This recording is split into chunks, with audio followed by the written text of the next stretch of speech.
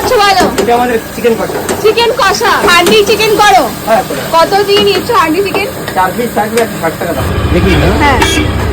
দাদার দোকানে কিন্তু প্রত্যেক দিনই আমি যাওয়া আসার পথে জোম্যাটো সুইগি লাইন দেখি, তাই জন্য ভাবলাম আজকে একটু বিরিয়ানি ট্রাই করা যাক। দাদা কিন্তু নিজে হাতে আমাকে বিরিয়ানি দিয়ে দিল।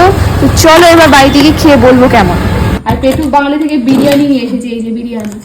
আগে একটু টেস্ট করেছি, দারুণ কিন্তু খেতে। এখানে লেগ পিস দিচ্ছে দেখো, পুরো ফ্রাই করা, নরম তুলতুলে পুরো চিকেনটা। উফ, এত নরম তুলতুলে। চলো একটু রাইস নিয়ে নিই। দাদা বলেছে কিন্তু জেনুইন রিভিউ দিতে। হ্যাঁ দেখো, গোটা আলু, একটা পুরো আলু হাফ করে দেয়া। গন্ধটাই তো দারুণ লাগছে। চলো এবার একটু খেয়ে তোমাদের বলবো কেমন। মাটন বিরিয়ানি করেনি, আজকে চিকেন করেছে।